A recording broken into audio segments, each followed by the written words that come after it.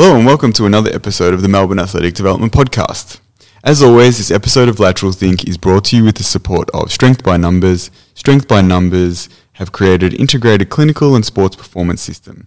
The AXIT system uses force platforms, dynamometry and strain gauges to objectively measure everything from isolated movements to sports performance tasks.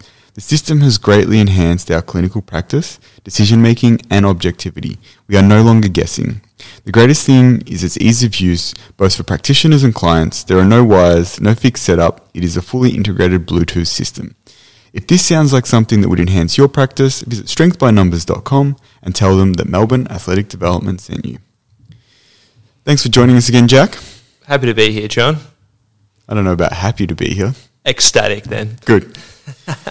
Alrighty. Today you wanted to talk about monitoring load. Yep. It's something that has become really popular, particularly in the sports medicine sphere, since Tim Gabbett started publishing a lot of papers on load and acute to chronic workload ratios. Mm-hmm. Obviously, managing, monitoring, and utilizing measures of whether it be training load or exposure to stress has been around for a long time.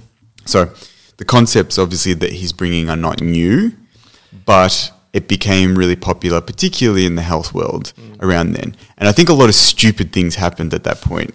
Such as? Well, what seemed to happen is everyone started to think that load was the only reason that people were having injuries, and they were trying to use load to predict injuries. And I think we saw this in the frustration of someone, what's the Italian bloke from... Impellizzari. Yeah, Franco Impellizzari lost his shit and was like, this is fucking bullshit. Yeah. The statistics on this are not necessarily even that accurate. They've used this kind of statistical modelling, and even though if theoretically what they're saying has a lot of merit, you can't apply it in an absolute sense in the way that they're doing. Yeah, and I think that's a good point to highlight where putting aside some of the critiques of how the research is done, thinking about the issue of, even though they see on average there is this response, how do we capture individual variability? Because the reality is, and we should talk a little bit more about this, is the response to training varies greatly. And more importantly, when you think about what we're trying to do when we monitor is get an idea of someone's readiness and someone's recoverability. Now, when you think about the mechanical load someone is exposed to, that's one component that will determine the physiological response and the amount of stress that someone's undergoing, but it's certainly not the only factor. Yeah, I actually had this conversation yesterday. I caught up with a mentor of mine, like in the coaching sphere, and like it's quite interesting because we spoke a lot about the dynamics of that and how it's so heavily influenced by factors outside of, as you said, the mechanical loads that are actually experienced. You know, like I always bring this paper up, I know, so I apologize to our listeners, but the work by Brian Mann looking at academic stress and increase in periods of high academic stress and what happens with injuries. And so what I was talking to him about yesterday is one of my athletes is actually completing his CA, like the chartered accounting work as part of his postgraduate kind of accounting stuff. And, he gets really stressed about the fact that he's got these exams, he's got these, and they're quite, from what I've been told, I don't know that much about accounting, but they're quite challenging subjects. And he kind of gets stressed about it. And yesterday he was really saying, I'm really tired, I feel really this. But if we actually looked at his training loads, if we looked at managing those things, we've actually been doing less than what he would normally do. And the intensity's actually been pared back because of the understanding that his body responds really interestingly to that.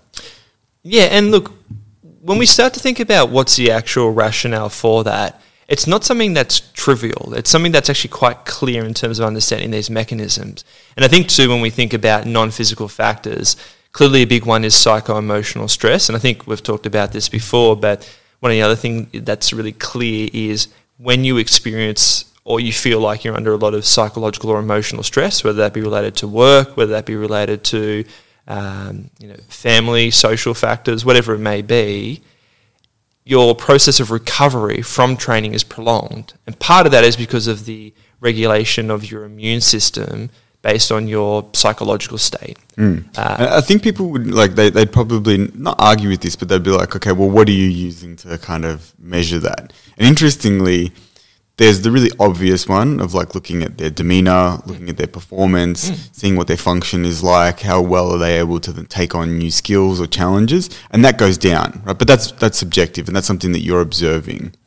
The thing that's been really interesting is, I think I've mentioned this before, but with a lot of the athletes that I coach for track these days, I use a system called a Megawave, which is developed in Finland, and it's a great system. The really cool thing is it's become really clear that the correlation between what they're getting in their scores on there, as in comparison to what they're telling me, seems to have really good matching, right? And the most interesting part about it is the worst scores that they get are always or have typically been related to psycho-emotional stress, not from physical stress. They tend to bounce back a lot from, say, high training loads if you give adequate recovery and you've structured your cycles correctly. The thing that seems to prolong poor measures and poor performance and poor reporting of what they feel seems to be psycho-emotional stress.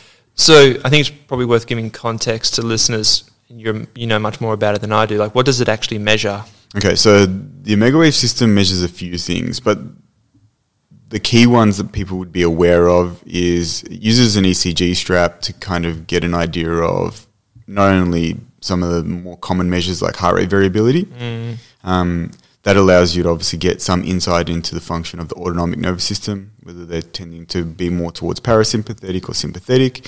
It also looks at things like their resting heart rate. It'll give you an idea of, and the way that it does that is by looking at, not only those intervals for measurement of heart rate variability, but actually the shape. I don't understand all of the mechanics of ECG sort of readings, but I was listening, and I think you listened to it as well, the founders of it talking about, and the scientists behind it talking about how they actually, even at one point, they were able to find ECG findings that were, say, quite abnormal and then report it, and that athlete ended up having issues relating to like tachycardia and all this kind of stuff. Oh, I actually didn't know. It was in one of the talks. He was talking about how like, actually you actually have a heart issue, and the system picked it up. Yeah, wow. It's like your rhythms are actually not matching what someone we would expect to be, particularly in the shape of the ECG reading. But essentially, so it gives you all those, the overall system function of the cardiac system. Yeah. But for me, working with speed power athletes, that's actually not that relevant. And it's really interesting because, again, in one of the discussions that the founder or one of the founding scientists talks about is in speed power athletes, measuring things like heart rate variability is a very poor correlate of where their training status is at. But it seems to be much more relevant for your aerobic or endurance athletes. Exactly. Yeah. So with your endurance athletes, it's going to give you a really good indication of, okay, the type of endurance work that I'm doing, is it actually having the effect that I want? And is it what kind of, how well are they recovering? And then how well are they able to then be exposed to more stress again? Right? But it's interesting because heart rate variability became this thing that everyone measured. And it's like, it doesn't necessarily give you what you want if it's not suited to the type of activity. Well, you can actually take that one step further because I was reading an article recently that was recently published of looking at individualizing training programs for endurance athletes based on a gamut of measures. One of them was looking at heart rate variability. But interestingly, they did talk about, even in endurance athletes, if you just look at heart rate variability alone, it's not a good indicator for how you should adjust training loads. But they looked at some subjective measures as well. So the big ones were like their own level of fatigue and muscle soreness. So when you included an objective measure and a subjective measure, you got a better, more accurate picture. Well, yes, and what they actually found specifically is you looked at the tailored program versus just the generic program group. Overall, there was typically a better response in terms of improvements in cardiovascular output. But what I found interesting, and this I think is more relevant, is you had more people who were high responders to the tailored program and less people who were low responders. And I think that's where people sometimes get caught out with, say, some of the acute to chronic workload ratio is, I have no doubt that on average you're going to see less injury incidents with monitoring the acute to chronic workload of a group. But the problem is you're going to have individual variability. And the issue that you're going to have is you're going to have some people who don't respond to the training because it's not appropriate to that individual's phenotype in addition to things like their training history, but you're also still going to have people that do get injured because it's not the only factor that's involved. Yeah, and that's the key thing that we're trying to do with something like this Omega Wave system is see, okay, at that time, irrespective of what training load we've actually exposed them to, are they responding in a way that we would expect? And if not, then what do we need to do to adapt that to get the system in a position that it is able to respond appropriately? So what do you actually do with the data? If you see someone's DC, isn't it? It's DC. So let's go back to that actually to explain. The other part that it measures, which I think is probably more relevant for speed power athletes, and it's important for the skill acquisition side of things, and it's important for how much brainwave activity they're able to produce, or what the way that one of the scientists explained it. They measure something called direct current, and direct current to me seems to be the best correlate of whether my guys feel good and whether they feel ready to actually do, say, a high intensity session. And what that tends to measure is actually how responsive your system is to stress. So is your system ready to actually tolerate a lot of stress or not so? Okay. Right?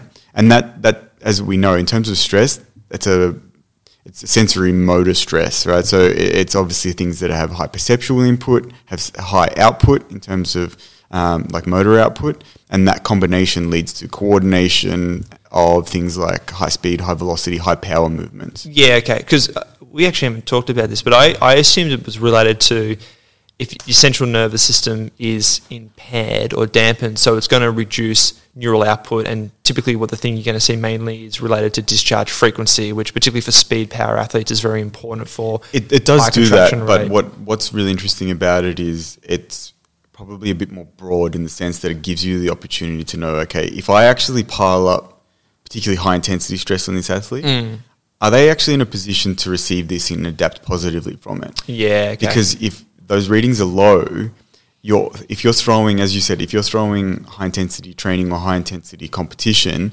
on a really dampened system, the response is not going to be, it's not going to be growth, it's probably going to be deterioration or injury. Yeah, and that makes a lot of sense too when you think about the importance of coordination like in general, but particularly for speed athletes, where if that becomes impaired and they start to change their movement patterns or start to have less complex movement patterns, they're going to potentially overload certain tissue within the kinetic chain as opposed to... And then that's when you see injuries. And people say like, oh, why did someone get injured, when they did those multiple bouts of high intensity training or competitions too close together? And it's like, it's really clear. Coaches for the longest time, particularly in speed power, and I think the person that spoke about this the most, particularly in the Western world, was Charlie Francis. The famous or infamous Canadian coach who coached Ben Johnson. Now, he was heavily criticised, obviously, because of the involvement with drugs, but he was a very, very intelligent coach and a very, very intelligent person. And he kind of started to bring across a lot of the ideas that came from the Eastern Bloc, ideas that East Germany and the Soviets had been talking about for a long time, which was measuring a lot of these things.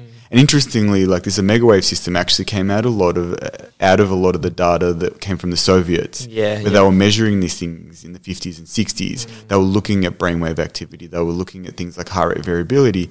And whilst, yes, they were using drugs, they were actually pushing the envelope in lots of areas, which I think doesn't get respected enough. Because the idea is, well, they were just on drugs, and that's the only reason they were good. And it's like probably a lot of them were back then, anyway. Yeah, they were, but it doesn't. It's not as simple as that. They were doing a lot of things correctly. Yeah, and it actually one of the examples of that is the difference between the East German women and the East German men. Right? They were doing the same drugs, but the coaches were slightly like the coaches that they used were different, and the East German women got a lot more success than the East German men. All right, right. Which wasn't necessarily the case in Russia. Russia had success on both sides. So it suggests that there is a coaching aspect to it, and there is a more nuanced sports science and preparation aspect to it that I don't know exactly how they were structuring it, but for whatever reason, they actually got a lot more success with the East German women, which suggests that it's not as simple as just load people up on drugs, because I'm sure that the East German men were doing a very similar probably drug protocol. I don't know enough about it, and there's been some books and things which I'm sure at some stage I'll get to get some better understanding of the actual history of it. But I think that's interesting because what it brings forth is some of these concepts of you asked how do you even work with that, and the way that you work with that is you take those measures of things like DC potential, and you put it with, as you mentioned before, the subjective view of what's going on. So you talk to the athlete, how are you feeling? Yeah, I feel good. How did you sleep? Yeah, I slept well. Did you feel rested? Yep, I've eaten well. I've done this. I'm feeling pretty good. I'm not feeling sore anywhere. I'm not tight. I feel like I can actually go pretty fast today. So cool. That reading with this actually matching up gives you an idea of, okay, we can probably push it a little bit today. We can really push the pace. And it's not that if the readings are, I would say if the readings are moderate, I will wait to see what the athlete tells me. And there's been lots of sessions where the readings are moderate and they will still do a very, very high class session. And it's like, okay, they don't need to be in, absolute peak preparedness to be able to put together that kind of training, right? But what you tend to see is then it dampens the system for longer. So the recovery patterning is slower. And you just got to play with that. If the system is really, really depleted and those numbers are coming up, you want to be really, really confident that they're saying, no, I feel really good. And you're trying to be, it's hard because you're trying to be as objective as you can with what you see. You don't want to be biased either way of going, the numbers look bad, so what they're doing, the way they're moving, the way they're warming up looks, poor or this or that. And you're also not trying to go the other way, being like, oh, no, well, they're saying they're good, so I think I can, they're influencing you to be like, no, we can push this. That's a hard thing to do at times. And sometimes what you need to do is put in your own little objective measures. Sometimes you'll do things like, sometimes we'll do some jump stuff before training, and that kind of gives you an idea of like, are they on or are they off? Just in terms of like the speed of movement, contacts, all that even stuff. For instance, like you'll see it with the guys in the gym. You're in here when they're doing a gym, say, over Saturday. And I don't know if you've noticed, like when they're warming up to do squats, they'll use the measures to go like, oh, I'm on today or I'm not on today. And it's a similar thing, like I'll watch what they're doing in terms of what they're starting to do on the track. And it's like, okay, they look like they're on. And then if they're reporting, I feel good. And the numbers that I've had them collect are good. And it's like, okay, this is giving us a picture, right? Now, it doesn't mean that everything's perfect, but you start to have to be able to play these real-time scenarios through your head consistently. And I think that's exactly what you're getting to about the difference between tailoring something to the individual and having something that's based on the average of the group. I think one of the things that sometimes my athletes find hard, and also when external people come and spend time with us, they struggle with the concept that like we'll have 10 people on the track and we'll have 8 different sessions going at the same time. Yet they all do a lot of events that cross over. And it's like, why do you have so many different things? And it's, maybe I've drunk the Kool-Aid too much with individualization, but I'm trying to optimize what's good for that person. And that's the concept that I think is hard to do because it's obviously time consuming. And when you're actually out on the field or the track, it's really difficult to be able to monitor that and look at what's going on. And okay, you go, you stop, wait for this person. All right, you two are going. And you're constantly trying to pair people up to do things together because you want that level of competitiveness, but it's a challenge. I mentioned yesterday that discussion that I had with one of my mentors. I was talking to him yesterday, and he was saying like his style is much more where he really likes people working together. He really likes that atmosphere of trying to create this sort of competitive environment, and he's really trying to foster that.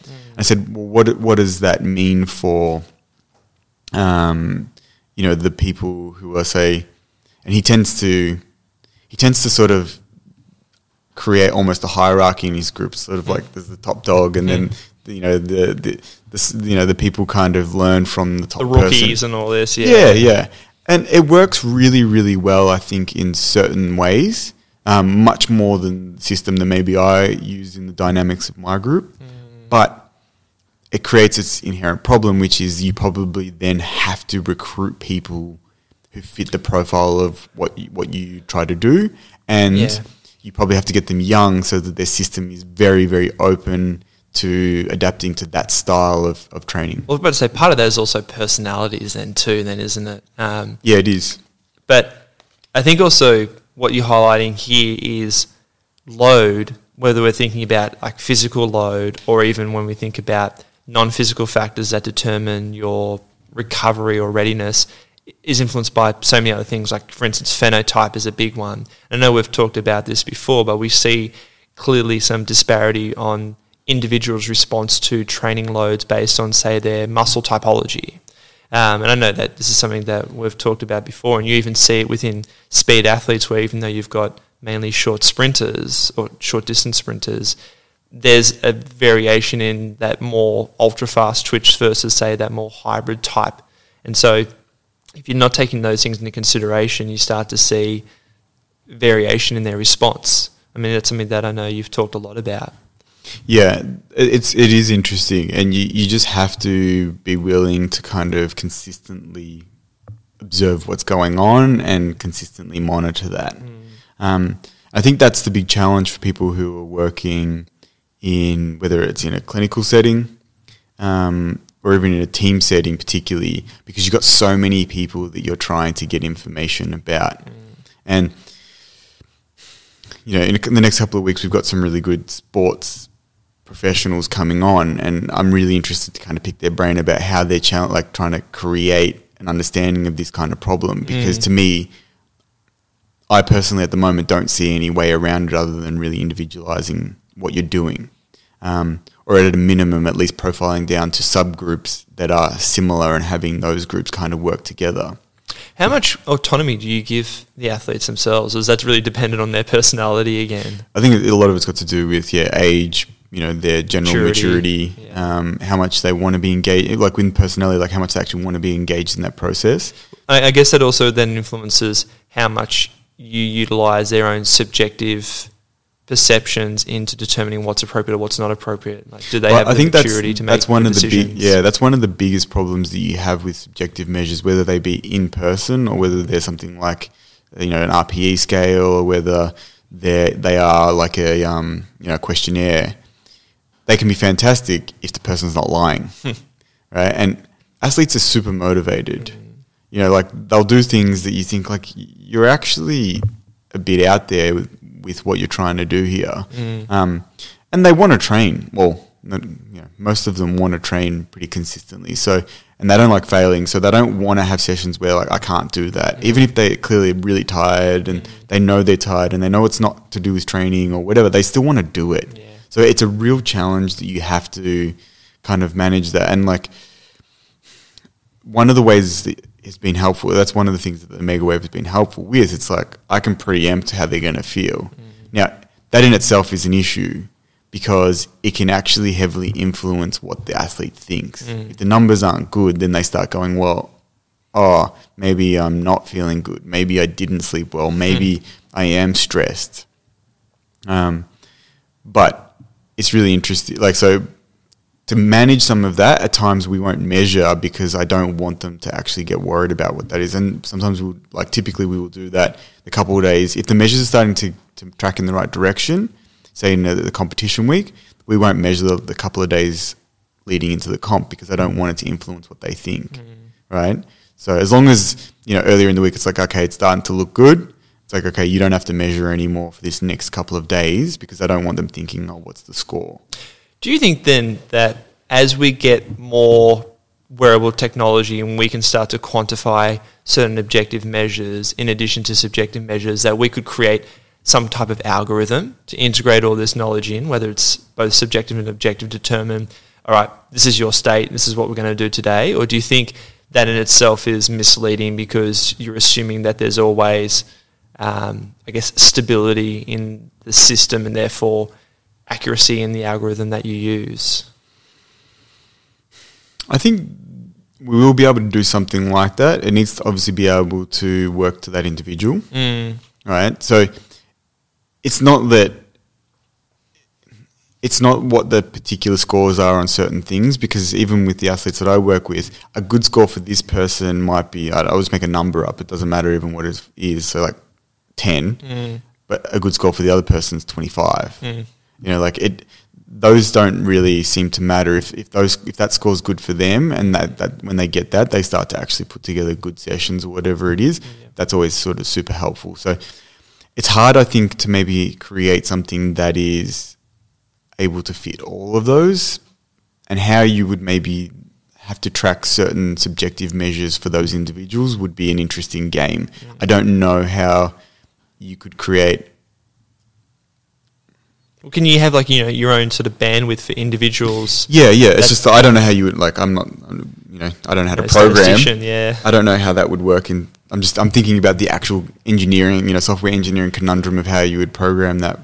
But I think that would be an interesting game. Like an example I would give to that, because maybe this is a better example so it's not confusing for people, is the things that will help someone respond well, say on their, you know, and again, I'll go back and use a Megawave. Obviously, people have different systems they use, and even some of my athletes do heart rate variability as their score because they're not doing the Megawave system. But the things that boost scores for one person may be the complete opposite of what boosts scores for another. And that comes down to that profile thing. So one of my athletes, who's probably one of my faster athletes, if they don't do something that has intensity in it, their scores go down, right? If they do too much of it, their scores go down. But if they do not enough, we've done like lower intensity training items for a few days. And it's always really interesting, like in the rest weeks, their scores are actually lower than when they are sometimes in the middle of their heavy weeks. Which is not surprising, I think, because your system starts to say, okay, well, we can start shutting down some of the output for this. But it's interesting because that's very counterintuitive to how most people look at things like tapering, of as you reduce your training load, subjectively you feel better. Well, it's about, and I had this conversation, you know, I keep referring to him, and we are getting on the podcast, so apologies for always referring to, but talking to the VAS physiologist, you know, he said to me, you know, I think too many people make mistakes in their recovery weeks or rest weeks because they don't use the data that's there from the tapering research. I said, well, what do you mean? He said, well, are you aware of the tapering research? And I said, yeah, most of it's been done in endurance training, but, you know, particularly Indigo Majika, I think, I don't know how to say it, but is the person that's done an enormous amount of awesome work. It's mostly been in swimming, cycling, running, distance, endurance stuff. But basically what is shown consistently is maintain the density, maintain the intensity, but reduce the volume. And reducing the volume is just based on what that individual profile. So some people only need maybe a 25 or a third reduction. Some people need 50%. Some people need 60%, whatever it is. Some people like more or less. But don't change the training. And don't change the structure. So one of the things that he mentioned to me is I see too many coaches who in their recovery weeks will change the actual look of the week, will change the training completely, will change intensities a lot. And he said what we see is all these measures go all over the place. And that's really obvious to me why. Well, but say well, I'm assuming a lot of that relates to expectations even for the individual too. Yeah. Because, I mean, like, it's that concept we've talked about before of allostatic load, where you're always preparing yourself psychologically and physiologically for the upcoming stress, where if that changes, even if you did it on a different day, it's in a similar training stimulus, it's actually a stressor in itself because you're all of a sudden having to change your schedule and routine.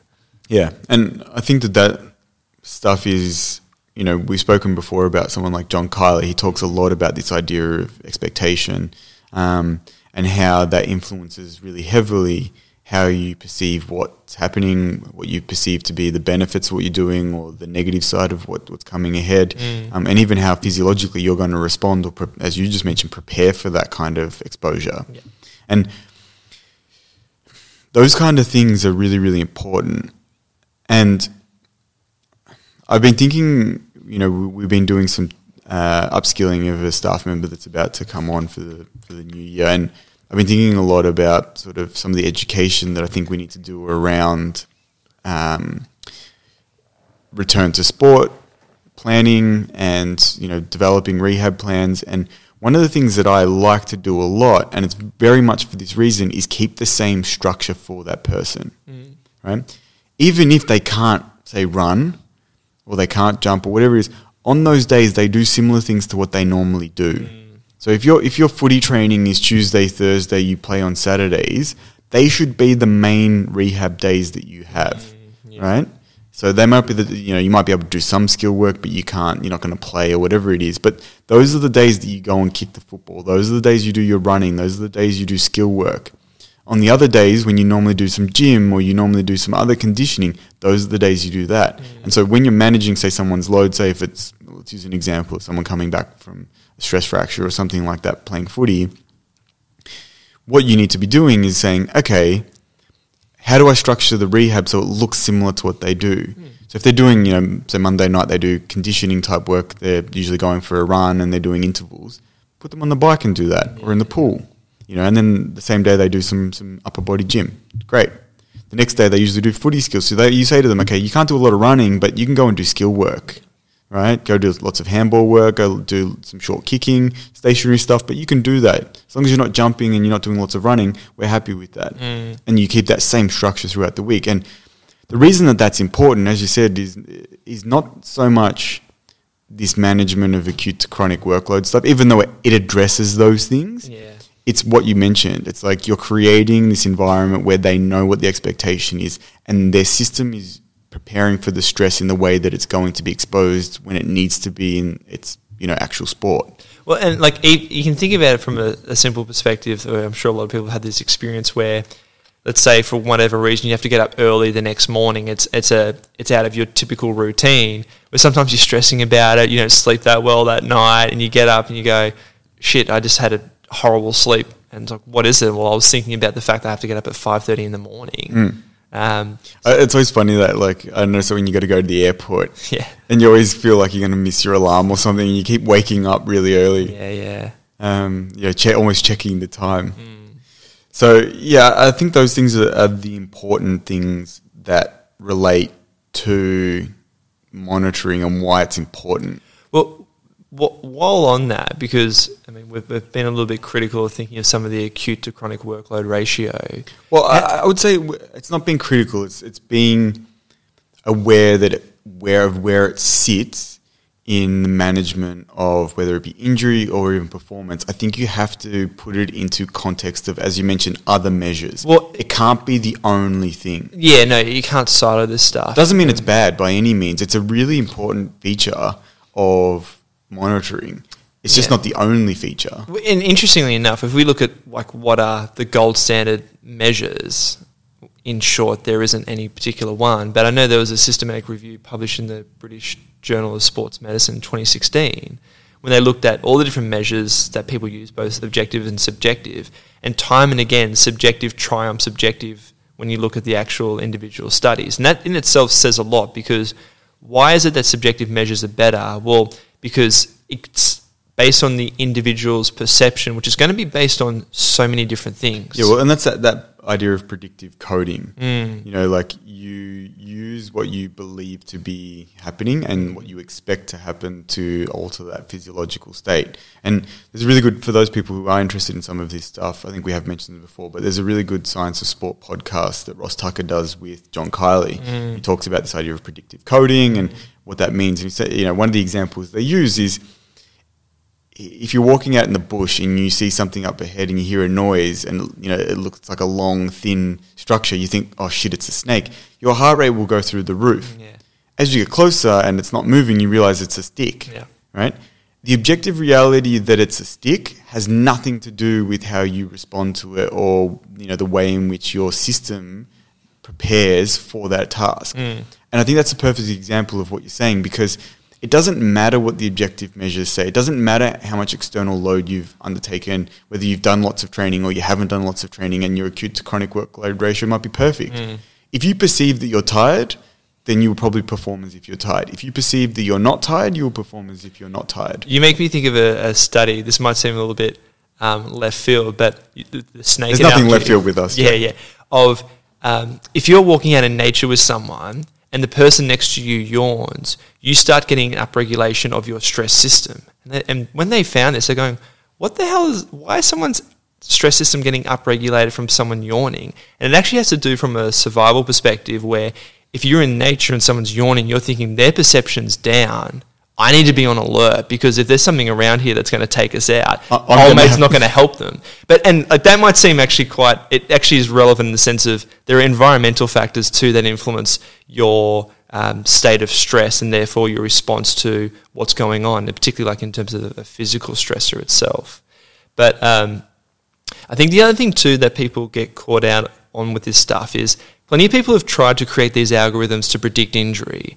And they keep failing, and that's one of the things that people are really struggling with, because they're using all of these very, very sophisticated computer modelling simulations, and they don't seem to be able to predict the injuries. No, and that's the issue here is it's not about predictability, it's about probability. And the other thing with that too is when you're making a decision, as a coach, as a clinician, you've got to think about opportunity versus risk. And I think that's where other people get caught out because, for instance, if someone's objective measure, whether it's their DC measure or their heart rate variability is off, it's indicating that this is out of normal, what do I do?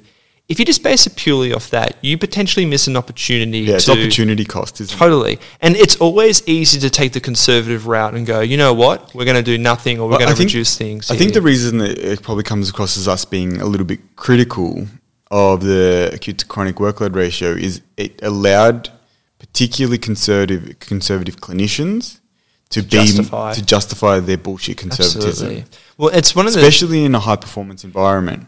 And this is where it's really important because in a high performance environment, you as a group, you have to find little opportunities to continue to improve. Absolutely. I mean, no one gets better or achieves greatness by avoiding or minimizing the input that they need to do to achieve the result that they want. And that's something that I think, is interesting because I think this is something that will start to get a lot more popular, and we've seen some of, I hate the fucking term because it's stupid, is, like in rehab, like introducing chaos.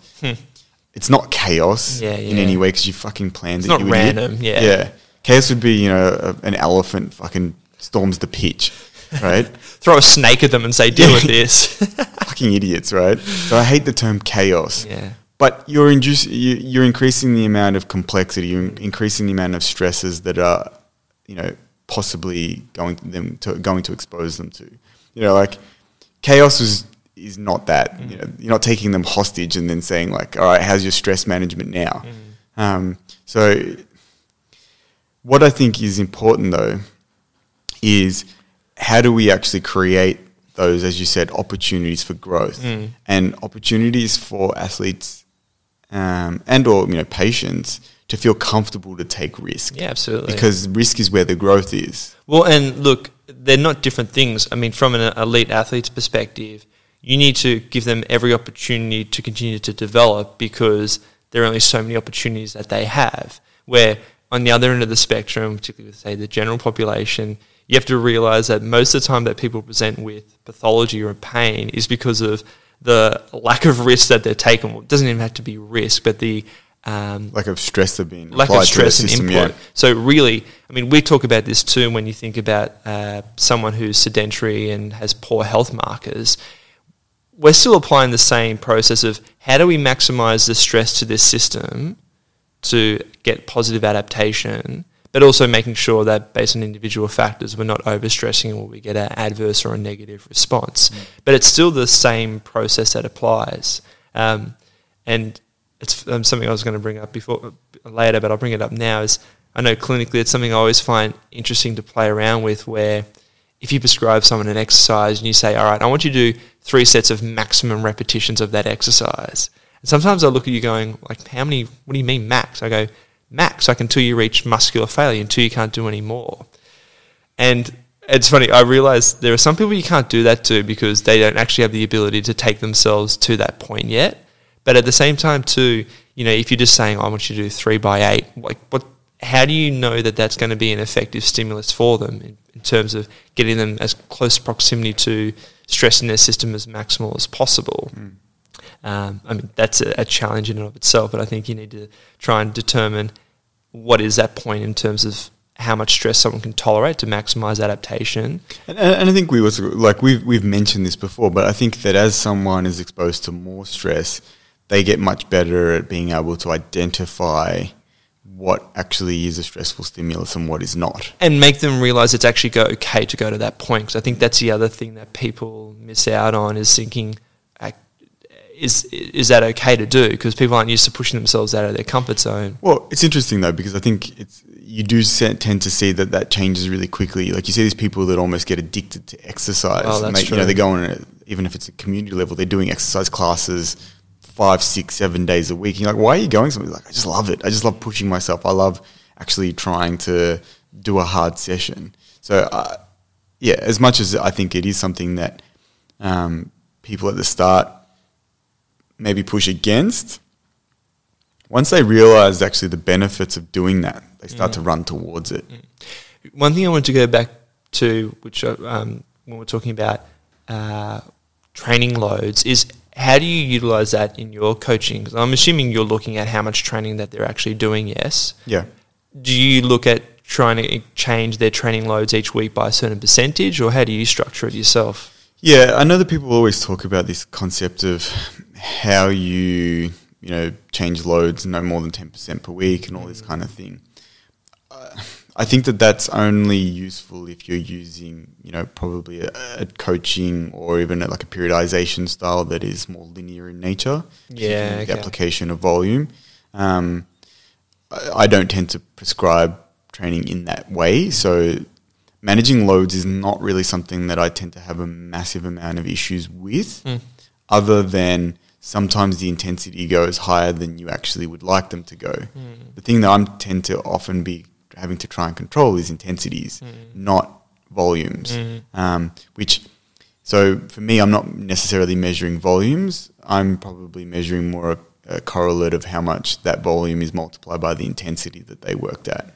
Right? Are you looking at that through some of the objective measures that you collect? Yeah, it's I'm always collecting times for basically everything everyone does. Sure. I'm collecting distances if they're doing jumps. I'm collecting, in the gym, like what's happening with the actual force output or the power output that they're creating. So I'm seeing these measures and kind of getting an idea of if someone goes to a new level with a squat or they go to a new level in an 80-meter rep, that's time for me to start thinking about, do I need to manipulate what's happening with the amount of volume that I do on that day and then in the consequent days, weeks.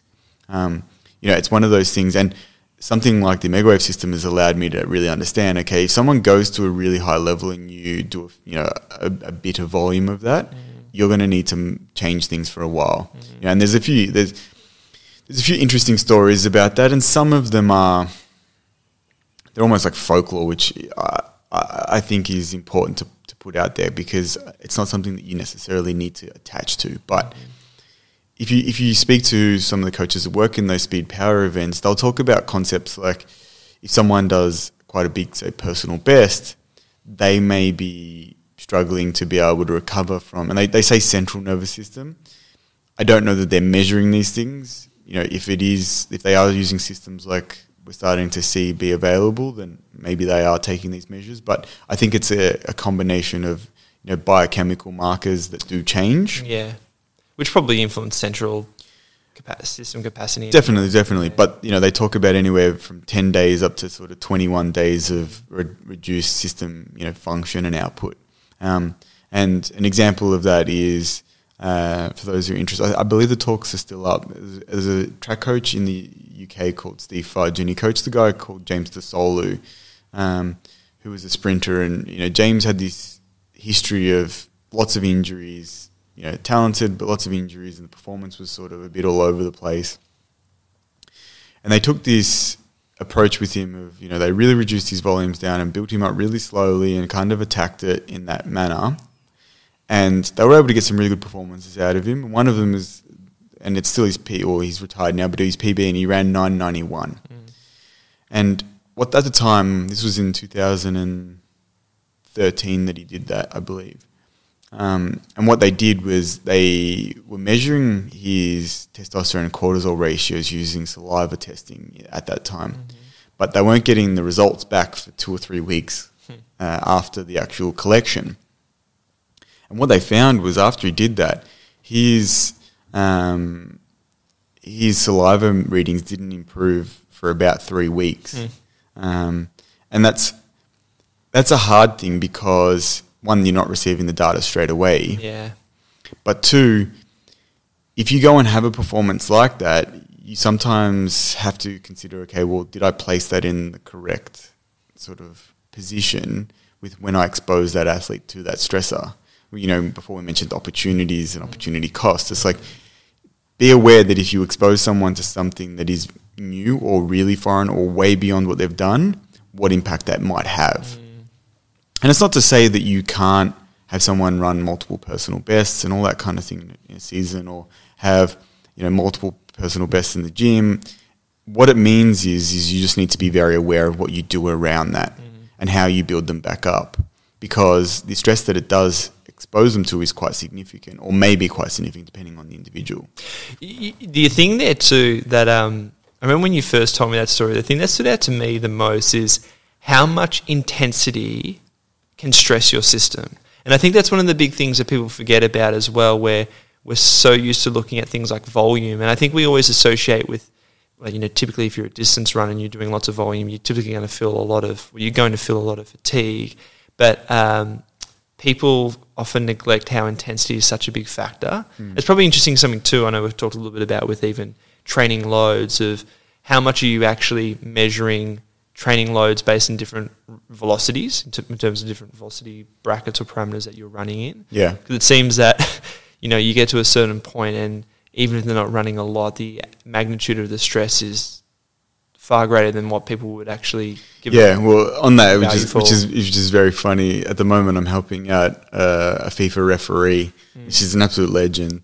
You know, she is wanting to get faster because she's actually planning to be doing some reffing for both men's and women's competitions. She's done that before, but part of the testing is she actually needs to meet the criteria that they set out, and one of them is the running, and she's got to meet certain speeds, and she's got to do certain tests, right? Which is probably normal for all refereeing or umpiring at an elite level. And so she's been working with me at the moment to work on her speed. We've done a lot of acceleration stuff, and she's picking that up really well, and she knows what she's doing. And she seems to tolerate that pretty well. She can do that, and the next day do conditioning, and she can do some of her ref coaching, ref sort of sessions and all that kind of thing. And then for the first time a couple of weeks ago, I was like, okay, we're going to do some more upright max velocity stuff. We do the session, and then I see her a few days later, and she said, I'm so sore still. This is 3-4 days later. And she's like, I've never been that sore in my life from such a small amount of running. Yeah. Because we did 8 runs. And she's like, I've got soreness in places I didn't know I even had on my body. Right? Which, as I said to her, and I tried to, she understood it, and she's really intelligent about this stuff. But we spoke about the concept that intensity is very, very different to volume. You know, people tend to be able to adapt to volume a lot quicker than they can intensity. Right? And I think a lot of that's got to do with training history. Well, is there any, like, culturally, it seems like in Australia, we are much more fixated on the idea of volumes that people do, and you see people are much more enamored by the really good marathon runner as opposed to the really good sprinter. Yeah, and there's lots of reasons for that. Yeah. I think it's one of the frustrations, which I think is funny, is in Australia we very highly value hard work. So if we see someone doing well off seemingly not putting in the work or not being prepared, or and I always say to people, like, the worst thing that you can be in Australia is a bludger, right? Because everyone hates you at that point. But interestingly, you have to take a mentality of not thinking about how much you can do, but more what's the optimal amount to do. Yep. Like there's a couple of coaches, but one of the ones that I think heavily influenced me with this, and if anyone's interested, he's a super interesting guy. He talks about a lot of sports performance. He's a Dutch coach named Henk Kruijnhof, and he has helped a lot of athletes across a lot of different sports. He helped Mary Pierce in tennis, and he helped Peter van den Hoogenband, the Dutch swimmer. But his main sport has always been athletics. He's sort of come and gone at different times, but had a lot of success, you know, medalists at world and Olympic level, all that kind of thing. But he always talks about this idea that, you know, training is almost like poison. You've got to work out how much you can give the athlete without killing them. And, you know, working out how much is the right amount of training, rather than thinking about what's the most amount of training that I can give them. Yep. And I think that's the most important thing that monitoring should be used for. Yeah. It shouldn't be done without the desire to then implement changes based on what you're seeing, right? But you've got to see it both ways, as you said before. It's not just you're using it to stop someone from doing something. You may actually be using it to enhance or take an opportunity that you wouldn't normally have taken, because you're seeing, okay, subjectively they're telling me that they're good, and all of these features are kind of coming together. Therefore, I can actually maybe change to do more today than what I was going to do, right? And that's where you start looking at different opportunities. And it's interesting, like with him, he coached a Dutch athlete who, you know, ran a personal best at 37, ran like 20.1, a Dutch guy. And he was saying, like, his whole career, this guy, we mentioned before about, like, athletes aren't always honest with you. This guy would always, every single day that he coached him for years, he was perfect. He felt great. He was ready to go. He could run a PB today, which just wasn't true, obviously. And then when he started, Hank was one of the person that got me onto this Omega stuff, and I started using it a little bit in 2014. It didn't have some of the measures I wanted, but it's improved since then, and now I'm using it with a number of my athletes. But he was saying, like, he was measuring, and he was involved early with their development of it. And he said when he started measuring some of these things, he realized after they had a national championships, and this guy ran the nationals, and he goes, "Oh, I'm actually going to give you 2 days off." Then when he measured him when he came to training on, say that was finished Sunday, he had Monday, Tuesday off, measured him on the Wednesday, he goes, "Optimal recovery." And he was like, "What the fuck? How is this optimal?" And what he realized was, this guy, if you give him something really intense, even if it's, you know, a full competition, if you give him 2 days off, he's great. So the mistake he kept making his whole career up until that point was he would give him 1 day off and think he was recovered. And it wasn't. He said when we really pushed, we had to give him 2 days off. Or into a major comp, we'd give him 2 days off. And then his performance just went like this. And at the age of 37, he ran a lifetime best over 200. And it's like, okay, that's how you individualize the training. And I think that's where you see that monitoring creates opportunities. And that's the area that at the moment, you know, like, I don't even think I'm there yet where I'm kind of exploring pushing those opportunities just yet, but I think that's where it should go. I think that should be happening at, you know, our level in a clinical setting. Like, if you're measuring certain things, and we spoke about this actually in our discussion on safe to fail experiments, right? The difference between a safe to fail experiments and trial and error is you're not picking things from thin air, right? What you're doing is you're taking a guess in real time. It's almost that, you know, Bayesian model of, like, information comes in and you use it to update what is going on. What you're doing is seeing what you're hearing from the person, seeing what they're doing in terms of their function, and then making that evaluation to say, okay, it's time for us to push this. And that's where, you know, in real time, you might have already pre-planned, but, like, if they can do this, I'm going to push them to here. Well, if they can do this, I'm going to push them to there. I was going to ask then, how often do you find yourself making real-time changes? All the time. Yeah, okay. If you can't make real-time changes, you're fucked. I'm serious. As a coach, you are fucked. Yeah. If you think that you can plan ahead of time and not change it, you're in real trouble. Well, I guess you also, what's the purpose of a coach being there if you're just going to have some... Well, if you're just writing a program. And what is interesting, even like I brought up Hank, he's such an interesting guy, such a successful coach, and really, really, really intelligent person. And one of the things that he mentioned was he coached an athlete, I think it was the 92 Olympics. Sandra Patrick Farmer's her name. She was a 4-hurdler. She won the silver medal. He was living in Oman at the time, right? And she was in the US. And he was coaching her via correspondence. But the way that he did it was super intelligent. Is every single session that he wrote down for her had an A session, a B session, and a C session. A is you get there, you feel good, you've got no soreness, you've got no this, you've got no that, do that session. B was in between, and C was, I feel like absolute garbage, but I'm not going to do nothing today, so do this. And I think that's a super intelligent way of kind of creating a system around that. And that's typically what I'll do, and I even try and preempt this with some of the athletes. I'd say to them, you know, like, we'll be talking and we go, oh, you know, we're doing this on this day, but if you feel like this, then we're going to change it to that, or we might adapt to this. You know, you always have the ideal, but in real time, you have to change it based on what you're seeing, whether it be subjective, objective, or usually both.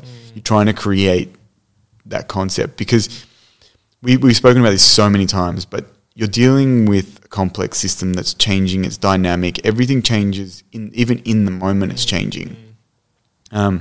And your willingness to be able to adapt to what you're seeing is the most important part, more so than even what you're measuring. You know, because if you're measuring something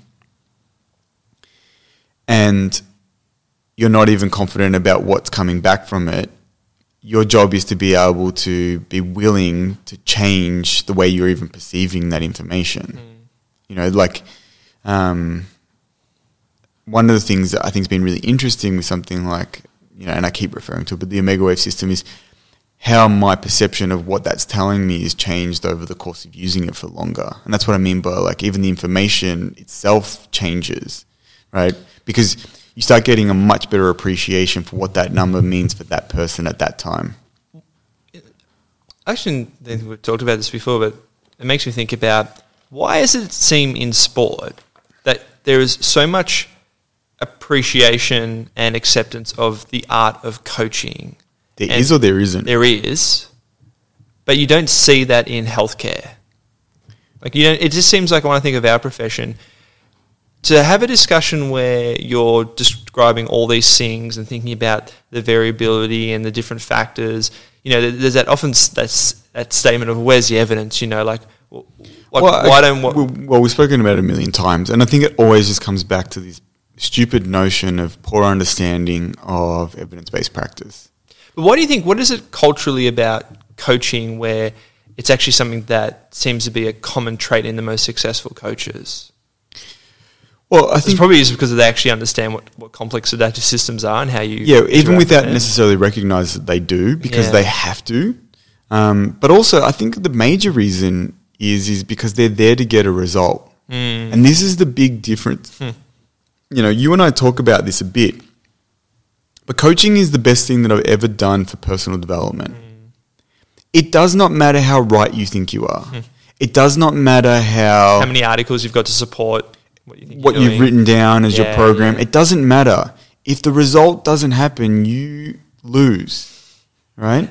And coaches see this. And that's why, like, coaching is one of the hardest professions you could ever do. Look at the coaches that are high up, you know, EPL, you know, international football, AFL. If your team doesn't win, it doesn't matter how fucking smart you are or how good of credentials you had prior to starting that job. You will get fired, right? Results matter. And I think in this world, particularly with healthcare, we actually don't drive this notion that getting results matters.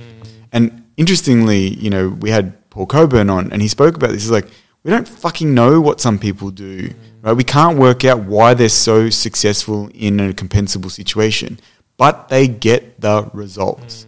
And that's the important part that I think is a real scourge on healthcare, is that people are so comfortable with themselves and arrogant and egotistical about what they input rather than what comes out.